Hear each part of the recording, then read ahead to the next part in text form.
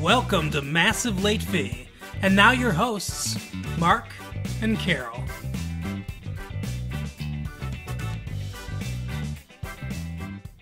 Hey everyone, welcome back to Massive Late Fee for March 18th, 1994. I am Mark. With me as always is my girlfriend Carol. How you doing, Carol? Hey, what's up? It's been a good week here at Massive Late Fee. Happy St. Patrick's Day for everyone. St. Patrick's Day was yesterday. I hope that everyone stayed safe. I know I had a couple glasses of green beer. Did you partake in anything, Carol? We were together. So, yeah.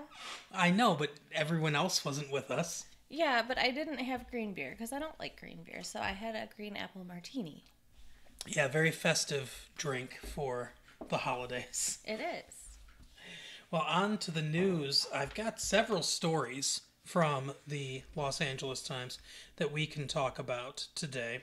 The first one concerns a couple films that are supposed to be filming soon, although it looks like at least one of them might be in trouble.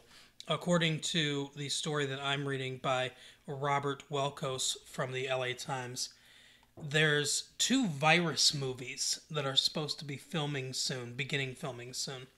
One is called Hot Zone, and the other is called Outbreak. And I guess they're about killer viruses going nuts or something like that. You know how every once in a while Hollywood will have a year where there's two movies that are very similar that will come out the same year. Like all the time, yeah. Yeah. Well, apparently, what's his name? Ridley Scott is supposed to direct this Hot Zone movie. And I guess he's close to pulling out of the deal. The producers are trying to keep him in.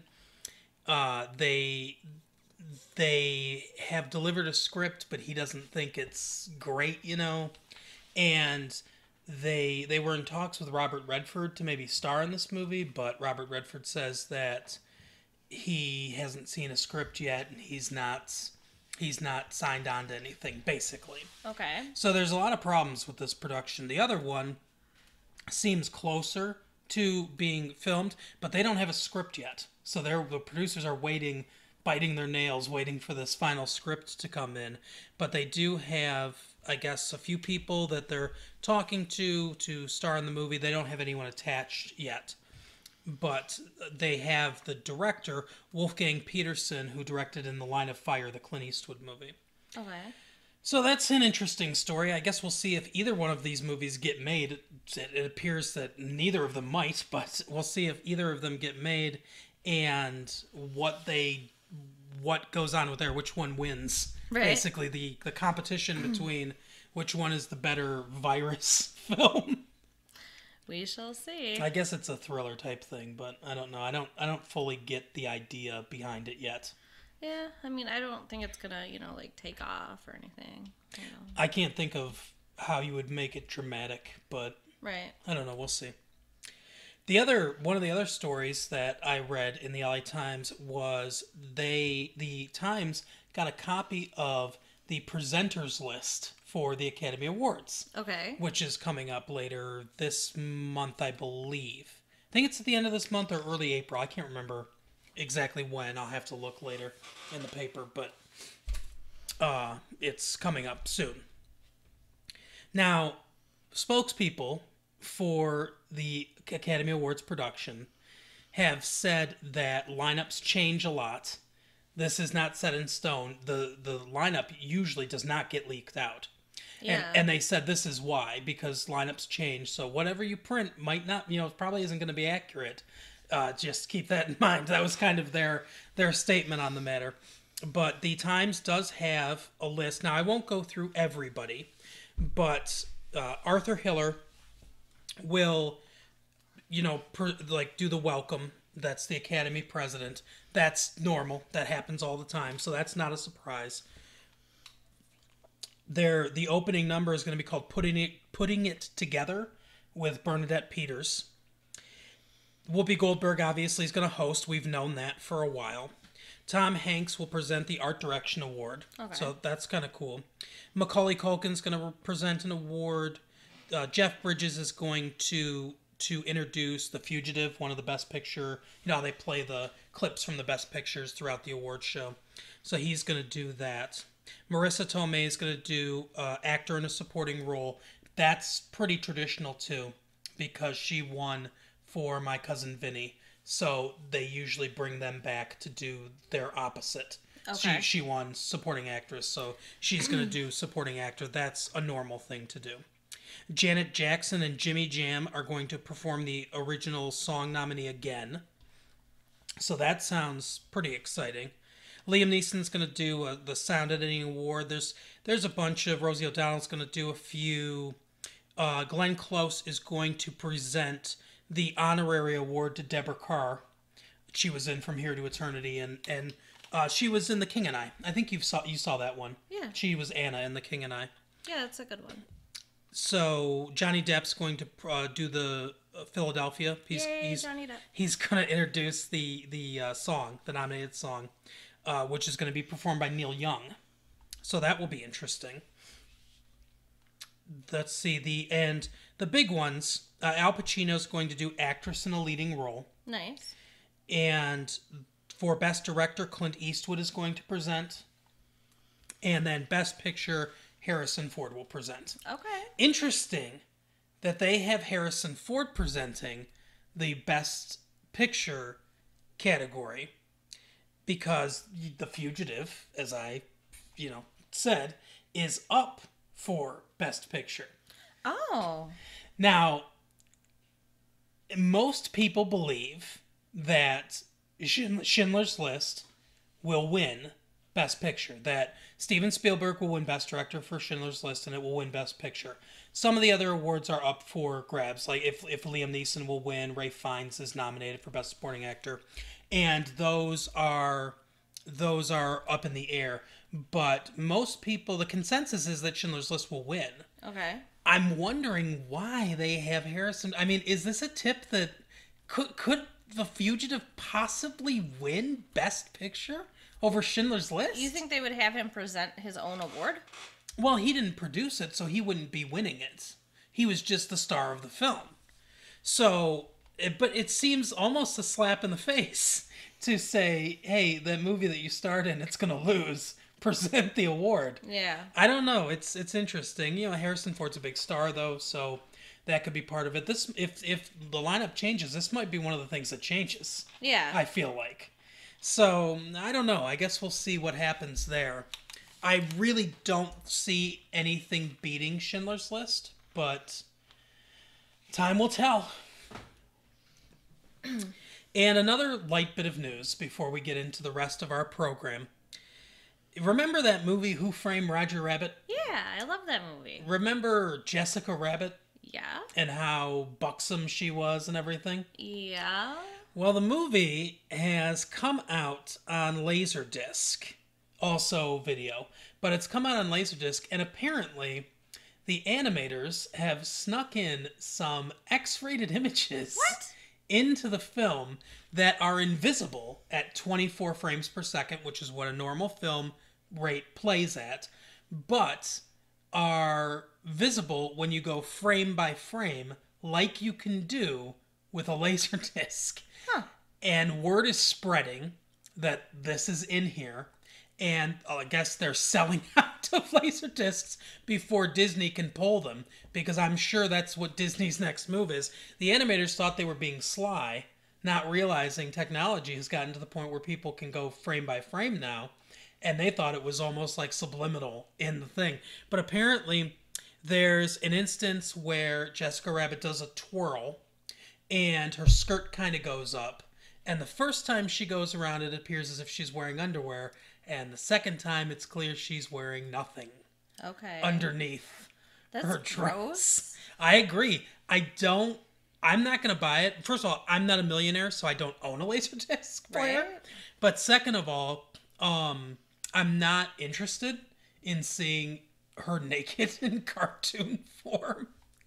So I'm not interested in it, but apparently there are a lot of people who are. One of the things that I thought was kind of funny is there's a scene where Baby Herman feels up a woman in a dress as he passes by underneath her skirt.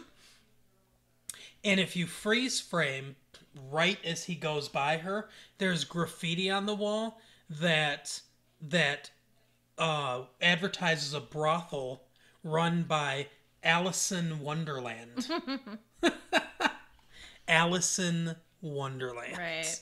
So yeah, that's apparently that's some of the stuff that are on this laser disc, and I know that animators sometimes get up to some mischief when it comes to putting little things in frames that they don't think people are going to see.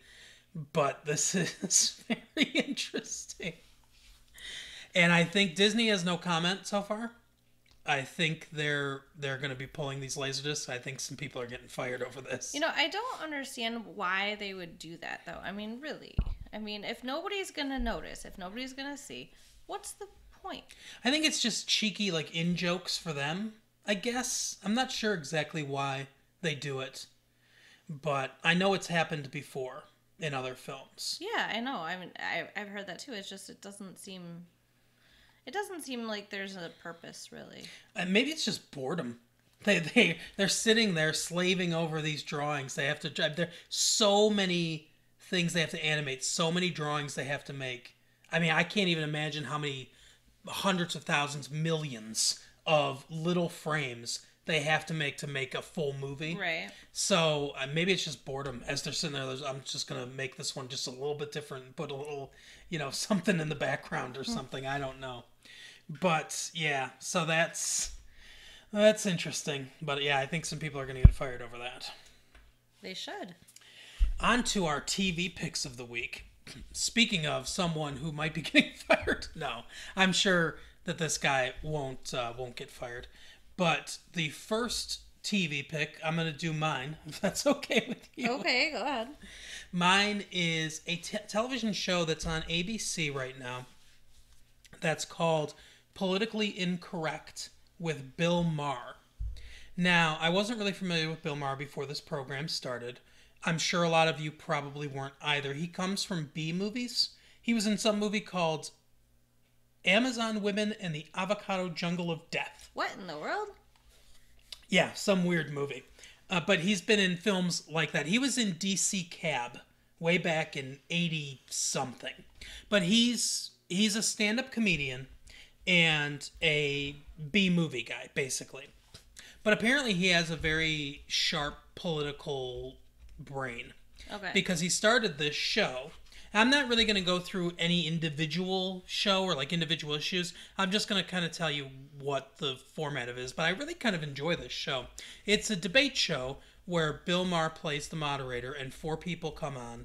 It's usually people that are maybe like 2 Democrats and 2 Republicans, or just people with differing ideologies, so they can debate each other. And he throws out issues and they debate, and then he sort of moderates and also kind of gives his opinion at the same time. It sounds interesting. It is an interesting show. He's got, like, Al Franken's been on there, the former Saturday Night Live guy. I guess he's into politics too. But he's been on there, and several other people, different politicians or political commentators. There's this conservative woman on that's from Greece, Ariana Huffington, and she's very conservative, and she has this really weird voice. She's just like, I can't do it, but she's got this high, almost kind of squeaky, very Greeky voice. Huffington does not sound like a Greek name. No, I know. I think maybe it's her married name. Okay. I guess, but yeah, she debates a lot with some of the other people on there that are liberal or more Democratic. And they talk about stuff like they talk about the Clinton administration. They talk about a lot of stuff that we avoid. But I am interested in politics, and the show is pretty interesting. And it's fun to hear different sides of different people debating different things. So that's a lot of different things. It's a lot of difference in that sentence. But anyway, so that's something if you might want to check out on ABC. That's on late at night well, not late at night, but it's on at night on ABC. So check that out. Check your local listings, as they say. Get the TV guide out and see when that comes on. I think it comes on at 10 o'clock, I believe. But yeah, on ABC. It's an interesting show. Cool. What did you watch for our TV picks of the week? So I watched an episode of Beverly Hills 90210. Yeah, I did not watch this with you. I don't hate 90210. I don't love 90210. I've never seen 90210. So I don't know anything about it. So this will be revelatory for me too. Well, to be honest, I haven't watched it in about a year, so I was a little lost when I tuned in. But I really like the show, and I watched the first couple seasons religiously, and it's about teenagers, friends going through what they go through. This episode starts out, and this is why I felt so incredibly lost. Brenda, one of the main characters, the sister of the twin sister of a guy named Brandon, they're like kind of the main people the show started out on. Now, that's the one that Shannon Doherty, right? Yes. Okay, and Jason Priestley. Jason Priestley, right? That's his name. So I kept wanting to say Luke Perry. No, that's Dylan. He's another character on That's the breakout star of the show. Yeah. So, anyway, Brenda's being arrested. And it turns out that she broke into an animal research lab and is being charged with trespassing, burglary, and destruction of property. As one does, sure. Well, apparently she fell into some group of, like, animal rights activists, and they were trying to make a point about, experimenting on animals. I don't know that I necessarily agree with their decision of how to go about doing that, especially because what ended up happening is her friend Andrea works in one of these labs. This was on a college campus, and when they got to her lab, apparently Brenda tried to stop them, but they went in and destroyed it too, and they weren't doing anything harmful. They were actually studying puppies and kittens for sleep studies. So they were just watching puppies and kittens sleep. They were tracking their sleep habits, and they were actually using the research for SIDS. Oh, okay. So indiscriminate terrorism. Right. So and then like when the next day they're cleaning up and everything, and they're finding just cats and dogs, like little puppies and kittens have like escaped out into the campus, and they're finding them, and everything's so destroyed that they're lost all their research. So they didn't even gather up these animals; they just let them loose. Right. And, that's smart. And they have to. She said they have to find homes for them or send them back where they came from. To the pound. Yeah. To be euthanized. Exactly. So I mean, these animal rights activists really screwed over the little puppies and kittens. Right. So it turns out now here's Brenda's other mistake. She makes a lot of mistakes in this episode. Her one phone call, she does not call... Her dentist made a lot of mistakes with those teeth. What? Yeah, go ahead. Her one phone call, she does not call her parents, her rich parents. Uh-huh. She calls Dylan, her ex-boyfriend. That's Luke Perry. Yeah. Okay. She calls him in the middle of the night. Well, wouldn't you call Luke Perry if you had his number? Of course not. I would call you. Right. So, but he's now dating Kelly, who is her friend. Okay, I don't know Kelly. Kelly's the pretty blonde one. Oh, okay. The only ones I know are the ones that appear in like Teen Beat magazine or whatever. I don't read Teen Beat magazine. I was gonna say everybody, but that's what the ones whose pictures and names are out there and stuff. Oh, I think I know Jenny Garth. I think is her name. Yes. Yeah. Okay. I retain names pretty well. Okay, so she's a little upset that, Brenda's calling him in the middle of the night. And she made him promise not to tell her parents. So, yeah, they go down to the police station, and they're told that the bail has been set at $50,000. Yeah, what did she think the bail was going to be? A pack of gum? Right. Hey, come bail me out, guys. So, of course they have to tell her parents. And they do go to the bail bondsman or whatever. Right. And get the money and get her out. Now, Wait, they go to a bail bondsman? Or do they just pay the bail? They go to the bail. Well, I think they went to the bail bondsman. I don't know. Maybe it was just Dylan's character. Like, when they told them how much the bail was, they also told him the bail bondsman was across the street.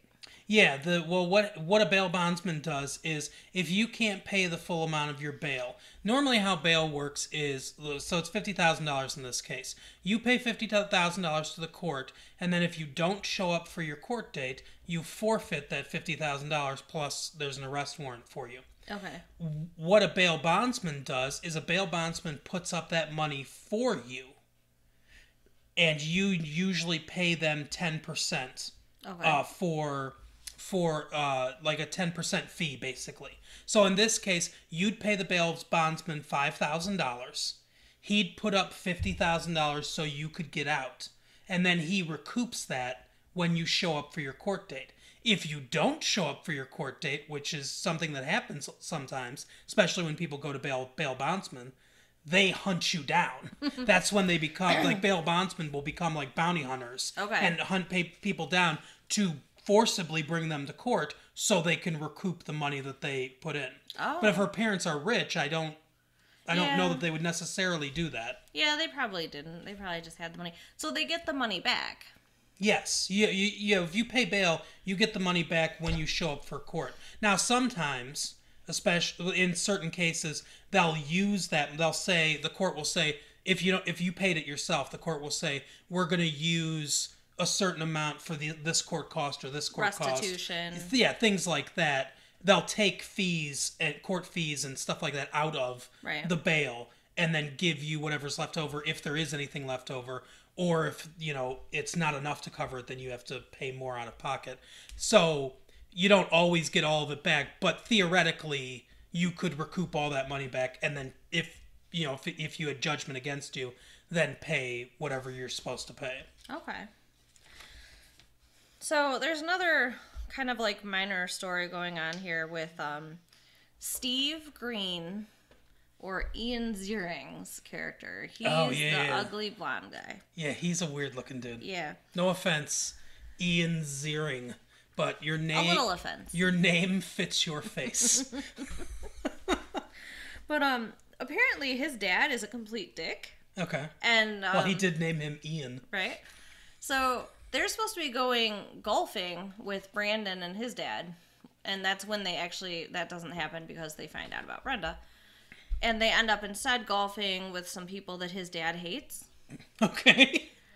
And it's just, stupid macho guy stuff. How as macho as you can be while you're playing golf. Right. And his dad's... Excuse me, sir. Right. But his dad actually cheats at golf. Yeah. And I want to know, maybe you can explain this to me. He says he has a little contraption that he puts the ball in at night and it juices it up.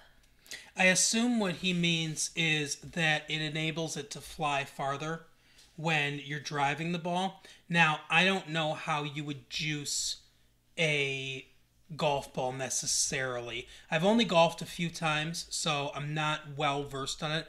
I know when people talk about juicing baseballs, sometimes, like if a pitcher wants the ball not to travel as far, not to hit home runs off them and things like that, they'll cool the baseball down. Because the colder a ball is, the deader it is when you try to hit it. And people will do things like that. Sometimes in baseball, when they say juice the ball, they mean make it slick so that it has more break to it. That wouldn't apply in golf. Right. You wouldn't want the ball to go straight. You don't want the ball moving side to side. So I don't know exactly what his contraption is doing. Whether it's, I think I've heard of people talking about juicing golf balls, lightening them. Basically, there's some sort of thing you can do where you can get some of what's inside out, I guess, but the ball still seems intact. But it just makes it lighter, so it flies farther. Okay. I'm not exactly sure, but that's what he's saying. He's saying when he hits it off the tee, it'll go farther than a normal golf ball would. Okay. And then, as this episode goes on, I mentioned about how Kelly's a little jealous and upset that, Brenda called Dylan. Oh my goodness, they have some issues because they're making out. Things are getting a little hot and heavy. They've just gotten back. They're like ready to go to sleep because they've been up all night dealing with this Brenda thing, right? Mm-hmm. And now, Kelly thinks, okay, I'm going to get some. Knock on the door. Guess who it is? Brenda? Yeah. Okay. And it does not go well. Like, Kelly just totally goes off on her, and she's like, he's not your boyfriend anymore. So Luke Perry doesn't just say, hey, since you're both here. No. Okay. Although I am kind of surprised, like, how the girls go off on each other, and he just stands there and does not take sides in any way. Like, well, he's dating one of them, so he should have taken her side. Yeah, you would think so. But at the end of the episode, there's actually a really bad thing where Kelly says to him, "I'm either going to be number one in your life, or I'm not going to be in your life." Wow. It seems. I mean, it's an ultimatum. They seem pretty young to be that intense, but. Well, it's kind of it's like a teen soap opera, basically, right? Yeah, I mean, I think they're supposed to be like 19. Okay. And then when Kelly and Brenda make up later, Kelly actually says to her that she doesn't think she'll have him forever, and that she thinks Brenda will always be the main love of his life. Oh, that's what sad. A way to feel in a relationship. Like, they should break up. I agree. That's awful. So, yeah. Oh, and then with Brenda, she actually gets off. Of course, scot-free, no repercussions. Because she's rich, that makes sense. Well, no, the FBI actually tell her she cooperates with them because they want to get more information.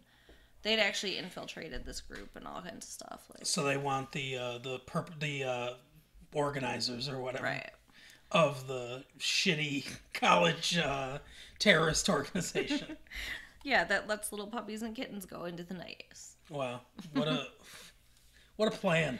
I don't know. I think I'm gonna keep watching though. I was kind of into it. Like, I feel like I shouldn't have stopped. Okay.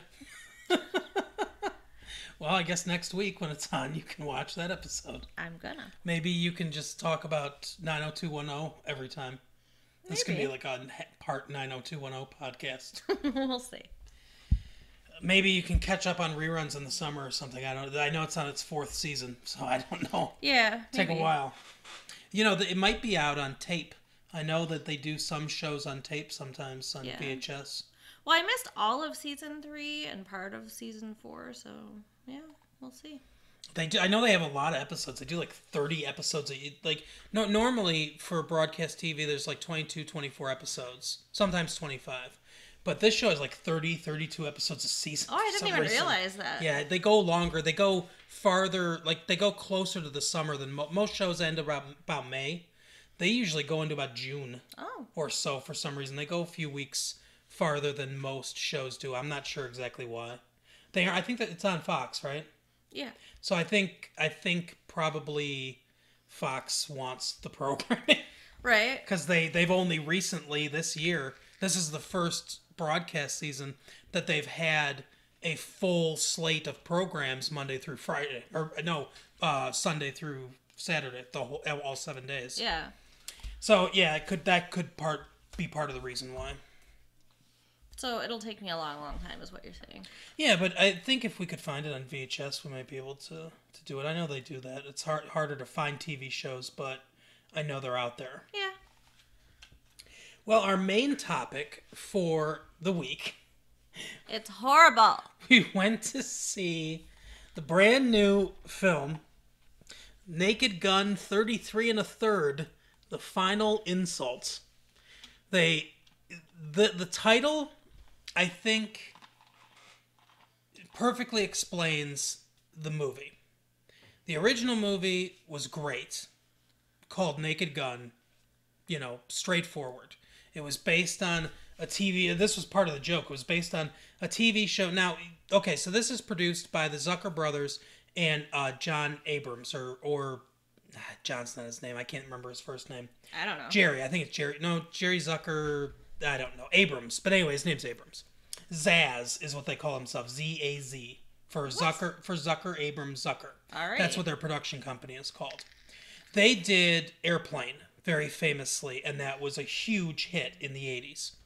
And that brought Leslie Nielsen's career from the dead basically, because they discovered that Leslie Nielsen was hilarious at being completely deadpan. Then they did a very funny movie that a lot of people don't talk about but should, called Top Secret, with Val Kilmer. Excellent, excellent film.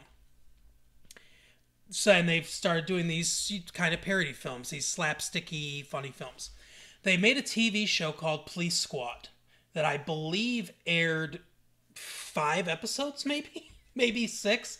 I'm not sure. It was very short-lived, but that's basically what The Naked Gun is. The Police Squad was like a Dragnet type parody, where it was Leslie Nielsen as Lieutenant Frank Drebin, and George Kennedy was his boss, the chief, and all that stuff. And it was sort of a cross between James Bond in this sense, that he had a guy that always made gadgets and stuff like that. Okay. And then it was basically a Dragnet parody. And like I said, it did not last long. It failed. Barely anyone saw it. So part of the joke when they made the Naked Gun movie was it was the Naked Gun the Naked Gun from the files of Police Squad. So that was part of the joke, like, hey, it's based on this show, or a continuation of this show that none of you saw or liked. Right. And it became a big hit for them. It was another big comedy hit for them. So then they named the second movie The Naked Gun 2.5. Because you don't just want to do 2, they got to put a little extra joke in there, right? Uh-huh. So now they go with The Naked Gun 33 1/3. It's carrying the joke from the second title just a little bit too far. And this movie is carrying the joke just a little bit too far. More than just a little bit, babe. It's stretched a little thin. Now, it got a good review in the LA Times. Good for it. I'll pull up the LA Times review real quick. I will not read the whole thing because even though, it's not like we're on national radio or even local radio or anything, we're just... Get that paper. We're just giving these out to our friends, and they're hopefully sending them to their friends. But I don't want to get sued, just in case Peter Rainier, who's the Times staff writer who wrote this review, hears that we're quoting his piece. So we're just doing a couple excerpts, totally fine. But basically, he says that a lot of it goes by the book. A lot of the movie goes by the book. There's a new director. I believe the Zuckers directed the movies, but it can only be credited to one movie because of Directors Guild rules or something like that. Okay. So I'm not sure exactly which one directed it, but one of them directed, the other two produced it, of the other films. This one, they're just producing, somebody else is directing, but he stays pretty close to the formula. Peter Segal is the director's name.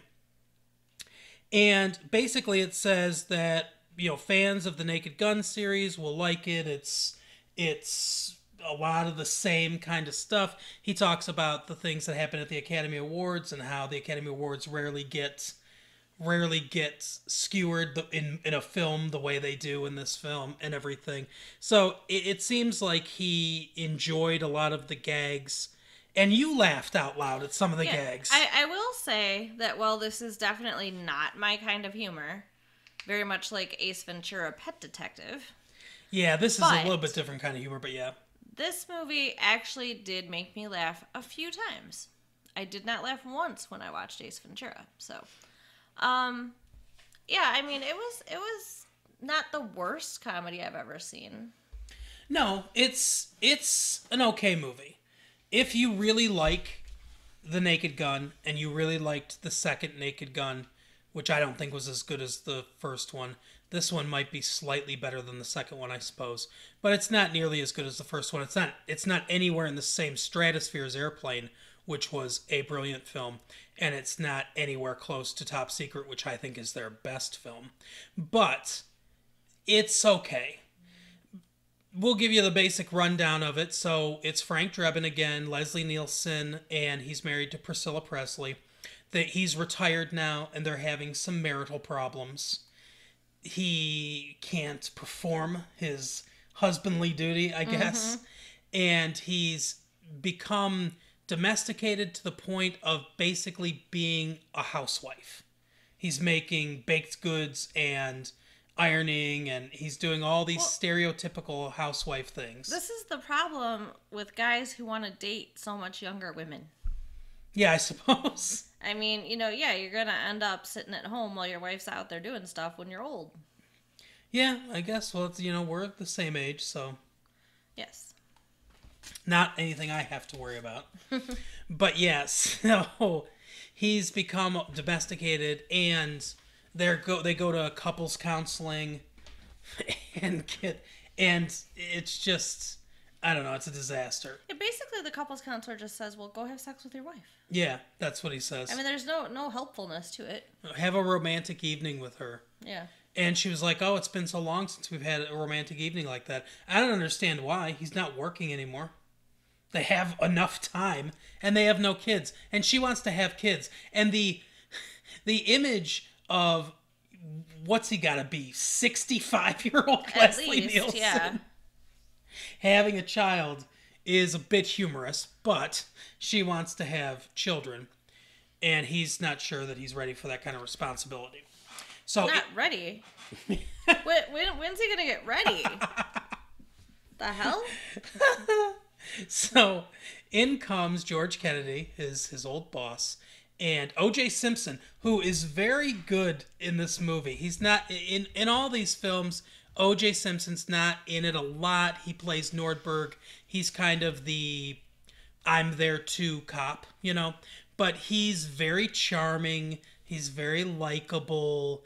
And, he does a really good job. He's good at doing some of the humor that that he's presented. He's not given a lot. He's not given a lot to work with, but he's good at that kind of deadpan, I'm really dumb character. I guess. I mean, I think he should just stick to the football field. But Well, he's retired from football. What do you want him to do?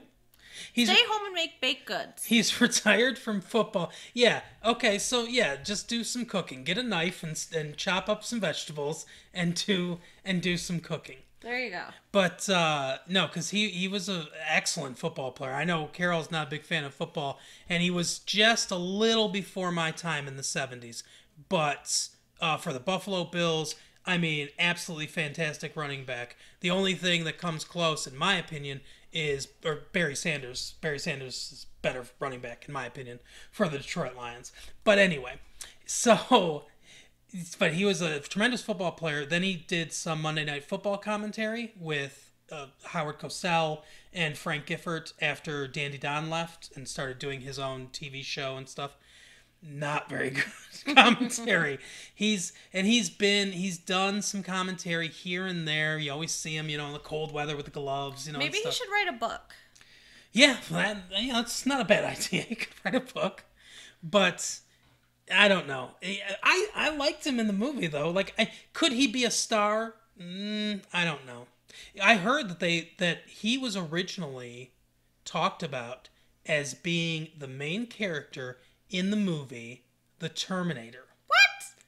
Now, I cannot see him as this killing machine, this robotic, Sarah Connor, I can't, I mean, obviously he wouldn't do the Austrian accent, but I can't see him in that kind of a serious role. I don't think he could ever do anything like that. Yeah.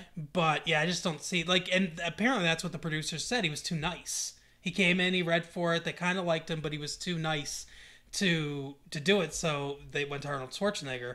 But yeah, so I think comedy roles is probably best suited for him. But yeah, maybe he should just stay home and cook, take care of his wife or whatever. Right. But anyway, so they come and they tell him that there's this bombing that they think, or this guy that's a bomber, he's working with terrorists or something. I don't even remember how they came about knowing this, but they need him to go undercover to find Tanya Peters, this guy's girlfriend.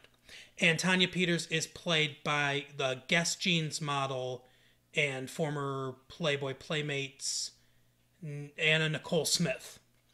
Now I gotta say, I'm not into girls, but if I were. Oh my. I mean, she was fun to look at. I'm sure you enjoyed that aspect of the movie. Yeah, she's a very statuesque woman. So, yeah, I mean, that's, and that's why they put someone like her in the film. Right.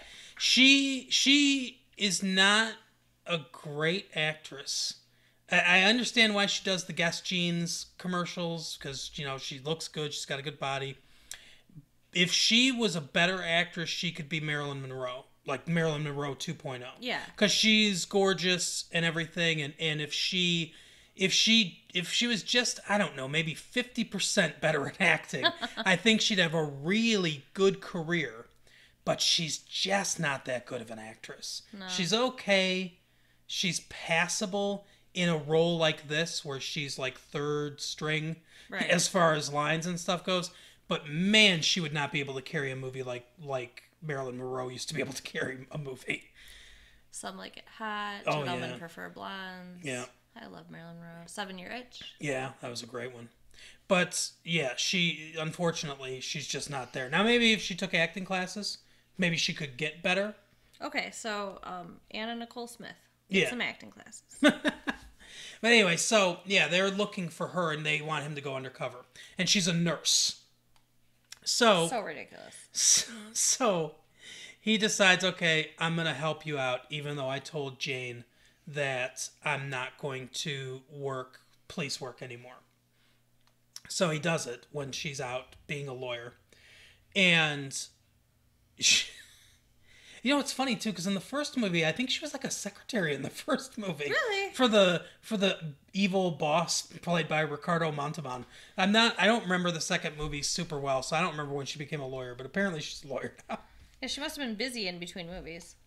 Anyway, so he goes to the hospital, or to the doctor's office, to kind of try to find her address. That's what they're looking for, is this girl's address.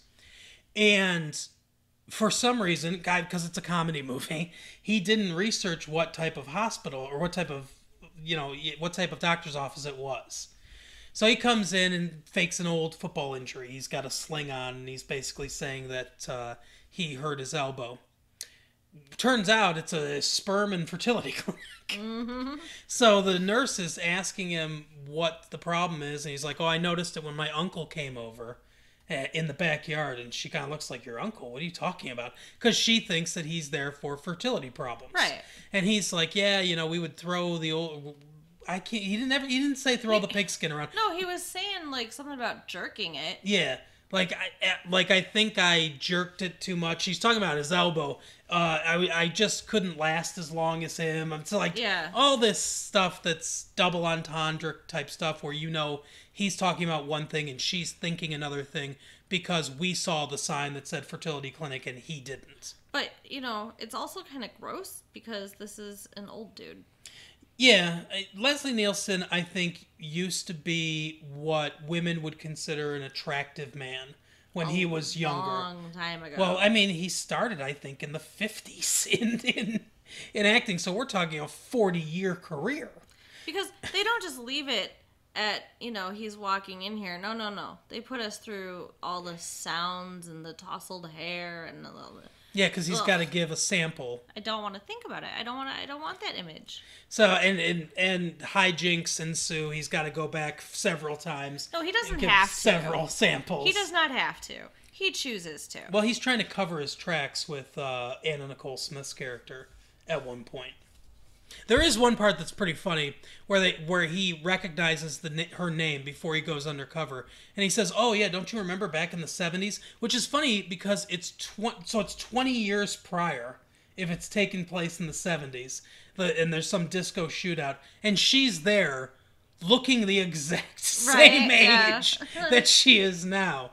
But they, he comes in and he's got a wig on, his hair's like a little longer, as was the style in the 70s. He's got the pork chop sideburns, and George Kennedy's got a little like kind of gray fro going on, and then OJ comes in with this just giant fro that can't even fit through the door. Yeah, that was kind of funny. Which, if you saw OJ play in the 70s, he had a fro, but I mean it wasn't. Well, nobody's is that big. This was a fro that would put Dr. James to shame, but Dr. J. But anyway, So that was sort of funny. So he goes through this filing cabinet that has apparently the answers. It's this fertility clinic, for some reason, has the answers to all the great unsolved mysteries. Who really shot JFK? The location of Jimmy Hoffa's body. Something about Patty Hearst was in there. And then the address of this girl. So he sees the address. He writes it down on a napkin. He comes home and Jane... He's supposed to have sex with Jane, but he's just masturbated all these times. Yeah, 3 times. With filling like 17 cups. Ugh, stop reminding me. So now he's tired and he can't do it. And she finds out somehow, and I don't remember how she found out, because she saw something. What did she see?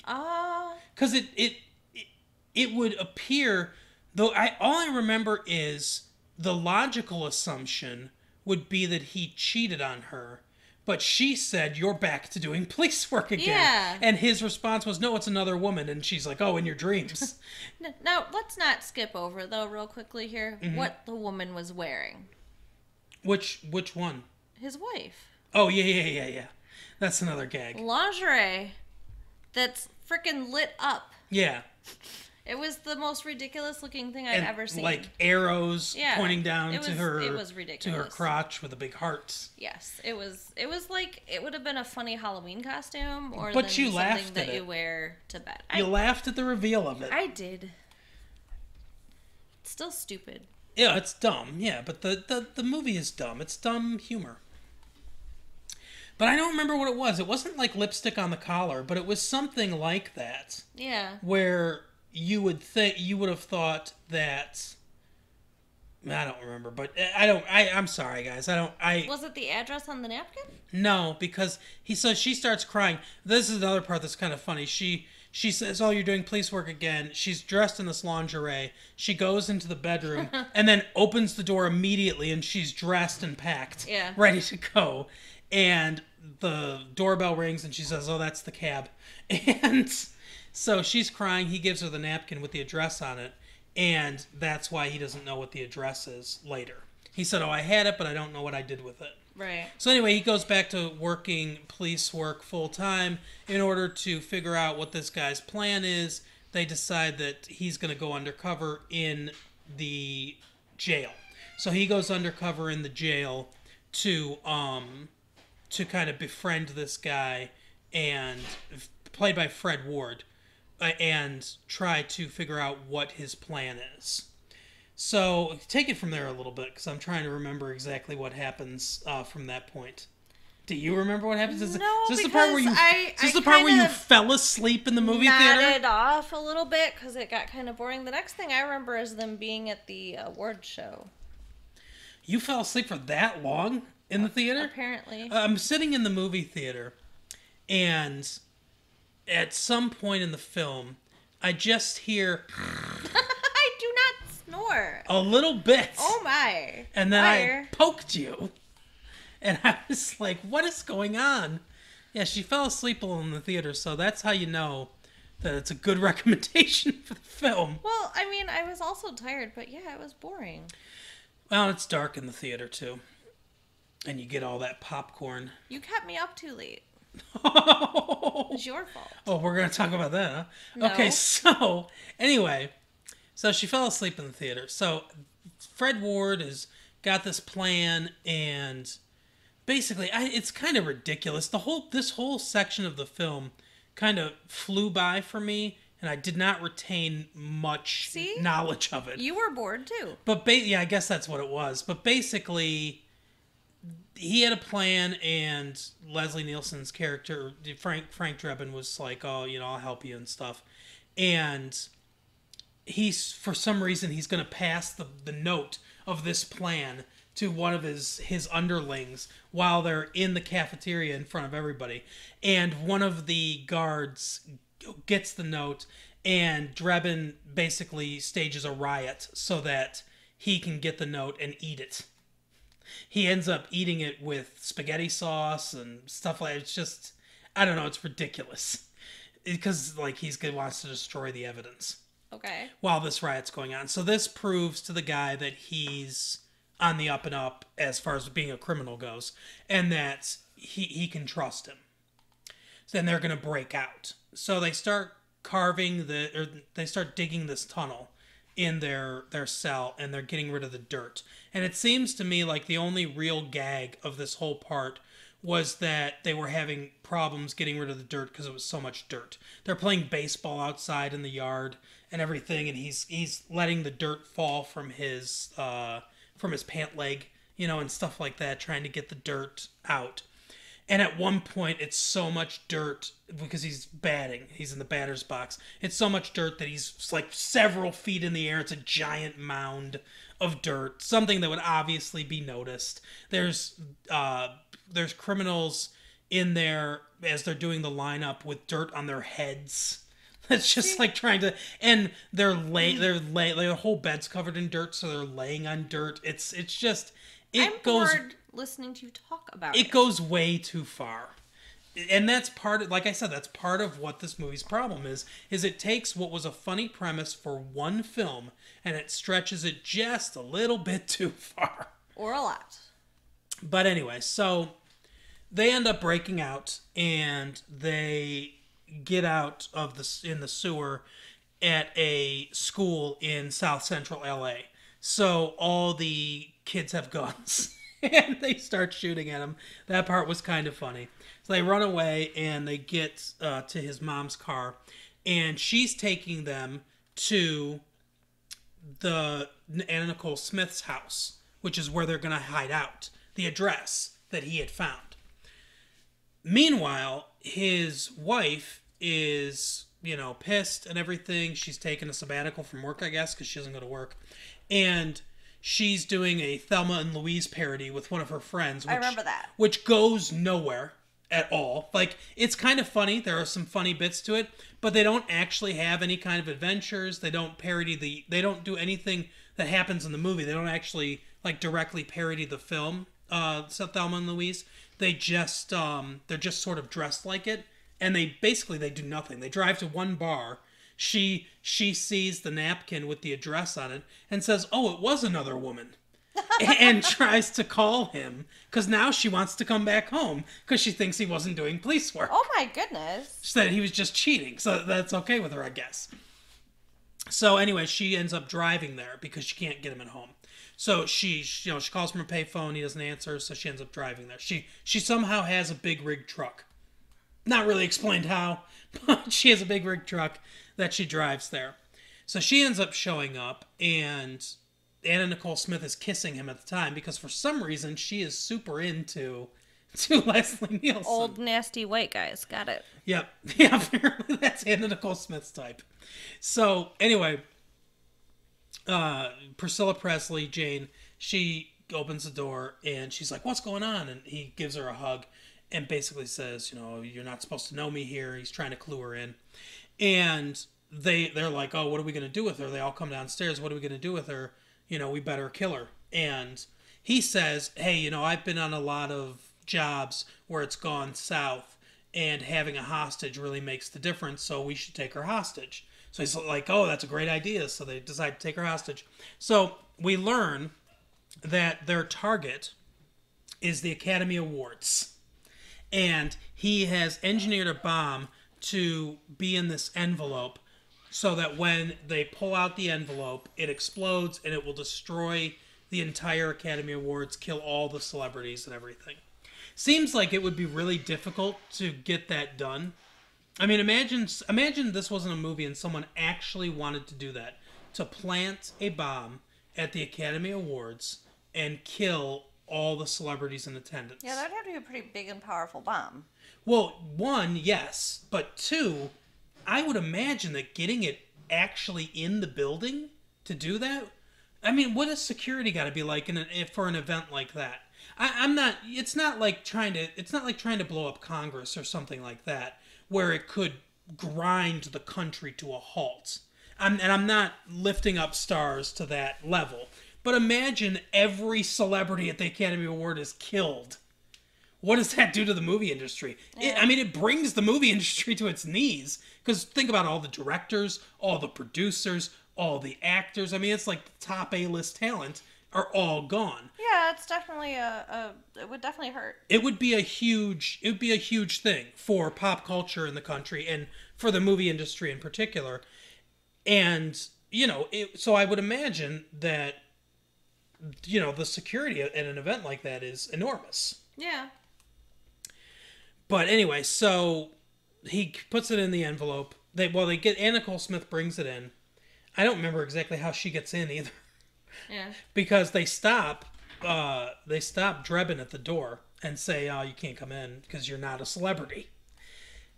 So she gets in somehow. She's trying to distract. Probably just because she has giant boobs.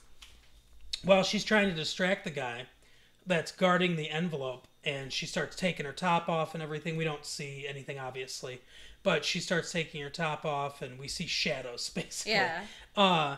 And, he's just sitting there like stone-faced, like, I'm not going to move. She's trying all these different things. Finally, she finds a box that has some bubble wrap in it, and she starts popping some of the bubble wrap. And he comes over, he's like, hey, don't do that, And then he starts popping the bubble wrap. And then all the production people from behind the scenes start coming out and popping the bubble wrap. Apparently, popping bubble wrap is super addictive. Right. So she's able to place the bomb in one of the envelopes. Meantime, Drebin has knocked out Weird Al Yankovic and Vanna White, who for some reason were going to the Academy Awards together. First of all, not sure why they were invited to the Academy Awards, because I love Weird Al Yankovic and I love the movie UHF, but it was a while ago. He hasn't made any movie since then.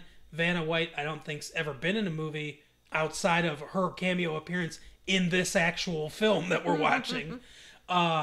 And even if she was, like, just a small appearance, they're not movie people. Right. That one's a TV person, one's a music person that's not performing a song at the Academy Awards.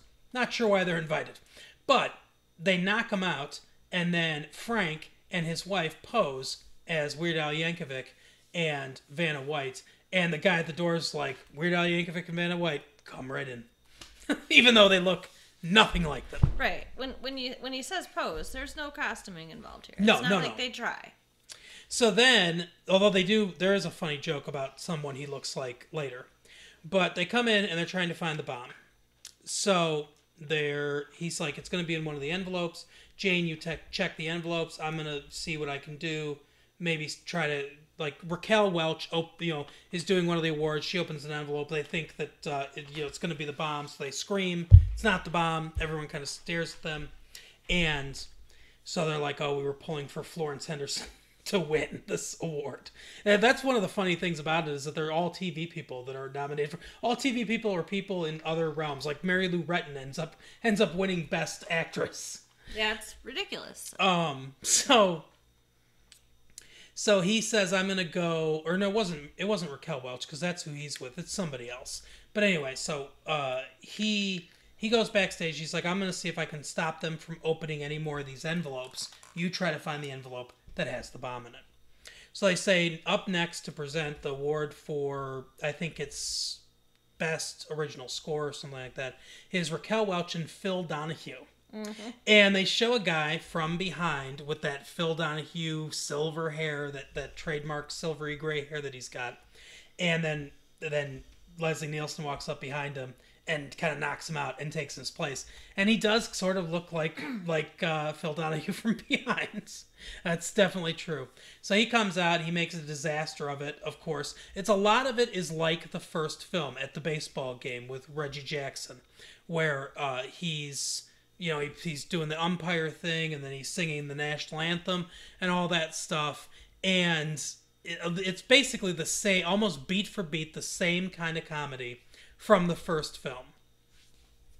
So they finally discover where the bomb is. It's in Best Picture. And they, I guess to make a long story short, they stop the bomb. Fred Ward gets somehow catapulted up through the ceiling of the auditorium where the Academy Awards is held with the bomb in his hand, crashes into the plane of the terrorist that he's working with, which happens to be flying overhead at the time, and it blows up. The bomb goes off, the plane blows up, killing them both. And his mother gets arrested, and Nicole Smith gets arrested. And that's the end of the movie. And he says to Jane, look, I've got to be a police officer. It's just who I am, and this is how I feel like a man.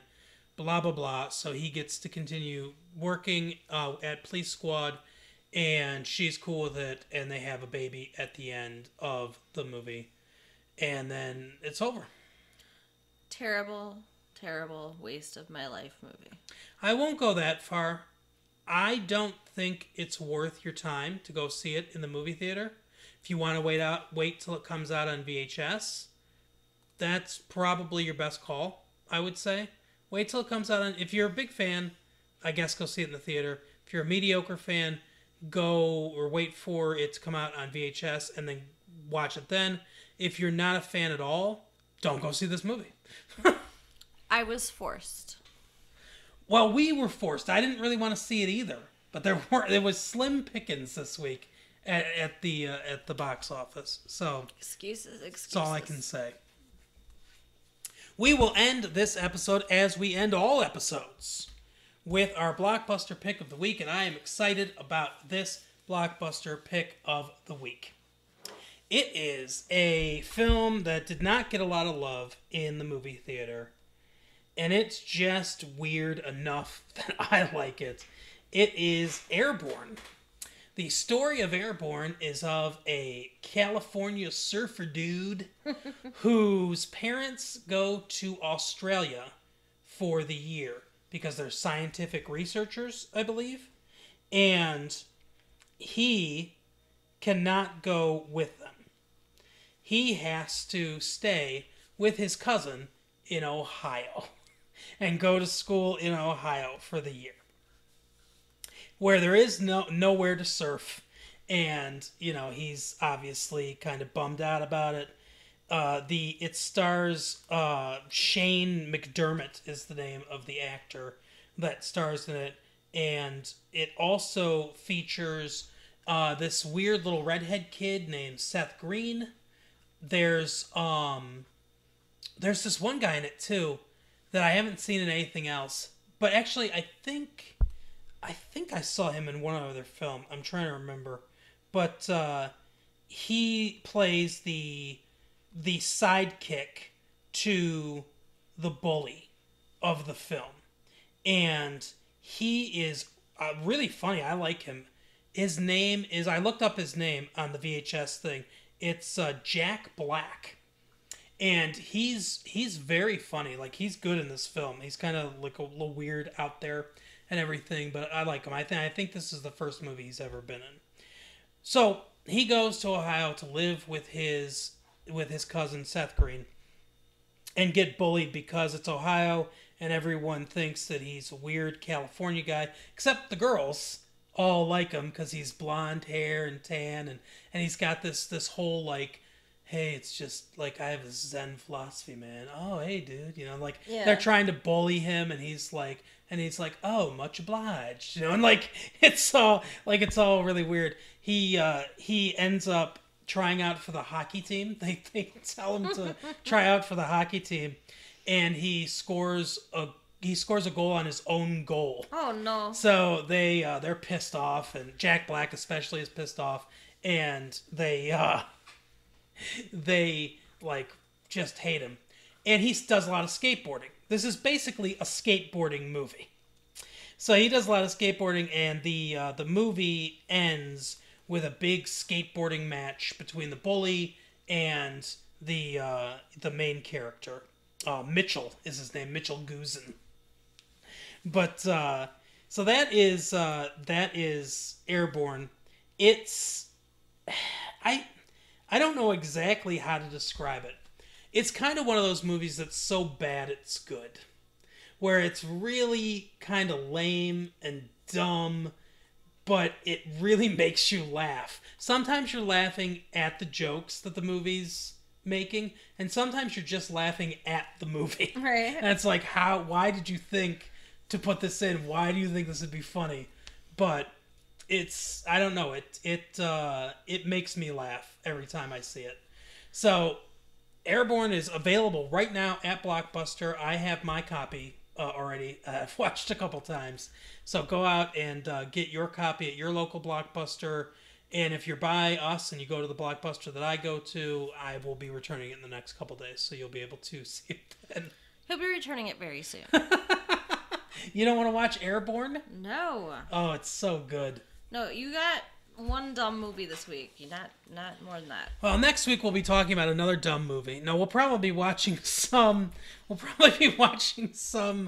romance comedy or something that you drag me to. Yes. Something with Julia Roberts in it. You owe me.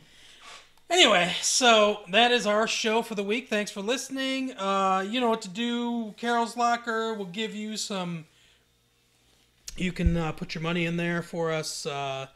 You can put a note in my locker if you want me to shut up. I don't know. Oh, and I got the envelope with 25 cents in it. Were you trying to tell me to make a phone call? What was that? I mean, is that a donation? If so, I guess thank you, but... Yeah, Carol was insulted by that. But anyway, yeah, if it's metal, I guess don't put it in her locker unless it's gold. But or platinum.